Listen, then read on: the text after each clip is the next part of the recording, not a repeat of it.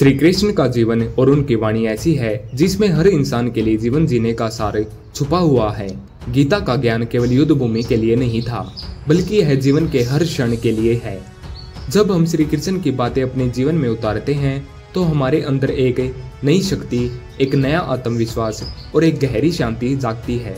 श्री कृष्ण ने हमें यह सिखाया है कि जीवन कितना भी कठिन क्यों न हो, अगर हमारे विचार स्पष्ट हैं और अगर हमारे कर्म सच्चे हैं तो कोई भी हमें परास्त नहीं कर सकता। जीवन की सबसे पहली सीख जो श्री कृष्ण हमें देते हैं वह है आत्मविश्वास और कर्तव्य का महत्व।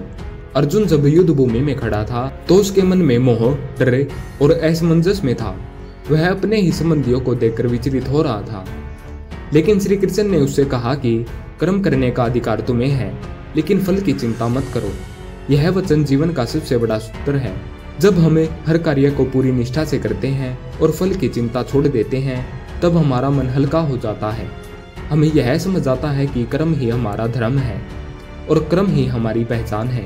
यही वह आत्मविश्वास है जो हमें हर मुश्किल घड़ी में संभाले रखता है। दूसरी गहरी सीख श्री कृष्ण हमें देते हैं संबंधों और मोह से ऊपर उठने की। इंसान अक्सर अपने रिश्तों, अपने लगाव और अपने मोह में उलझ कर निर्णय नहीं ले पाता। जैसे अर्जुन भी अपने प्रियजनों को देखकर विचलित हुआ, लेकिन श्री कृष्ण ने बताया कि आत्मा न जन्म लेती है और न ही मरती है। शरीर नाशवान है पर आत्मा शाश्वत है। यह बातें अगर मनुष्य सच में समझ ले तो उसका हर भय खत्म हो सकता है, फिर चाहे वो अपनों को खोने का डर हो या असफलता का डर। श्री कृष्ण सिखाते हैं कि जीवन में सही निर्णय वही है जो धर्म और कर्तव्य के अनुसार हो, न कि मोह और भय के अनुसार। तीसरी प्रेरणा श्री कृष्ण हमें देते हैं समय परिस्थिति को पहचानने की। वे स्वयं इतने व्यवहारिक थे कि हर परिस्थिति में सही रणनीति अपनाई। उन्होंने कभी केवल बल पर भरोसा नहीं किया, बल्कि बुद्धि और चातुर्य से कठिन हालात को आसान बना दिया। चाहे पांडवों को जीवन की राह दिखाना हो, चाहे द्रौपदी की रक्षा करनी हो या युद्ध भूमि में सारथी बनकर अर्जुन को सही मार्ग देना हो, हर जगह उन्होंने यही दिखाया कि जीवन केवल बल का नहीं बल्कि संतुलन और रणनीति का खेल है।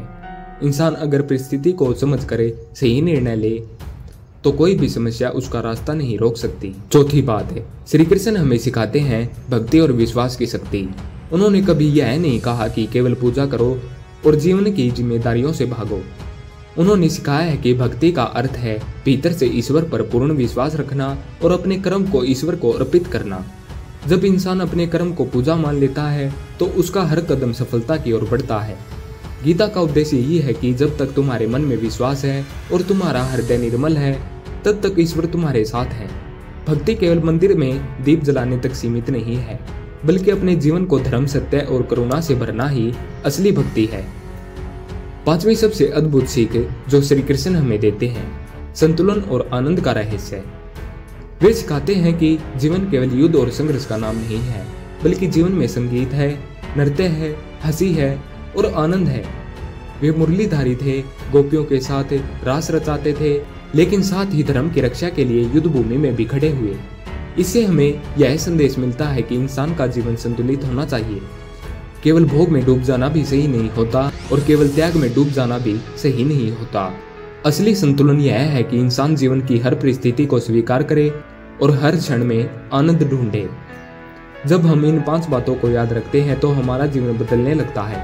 आत्मविश्वास और कर्मयोग हमें हर कठिनाई से लड़ना सिखाते हैं। मोह और भय से ऊपर उठकर जीना हमें स्वतंत्र बनाता है। परिस्थिति को पहचान कर रणनीति बनाना हमें सफल बनाता है। भक्ति और विश्वास हमें अंदर से मजबूत करते हैं और जीवन में संतुलन और आनंद हमें पूर्ण बनाता है। यही श्री कृष्ण का संदेश है। जीवन को केवल जीना मत सीखो, बल्कि उसे समझो, महसूस करो और उसे ईश्वर का उपहार मानकर सार्थक बनाओ। श्री कृष्ण कहते हैं कि यह जीवन एक खेल की तरह है।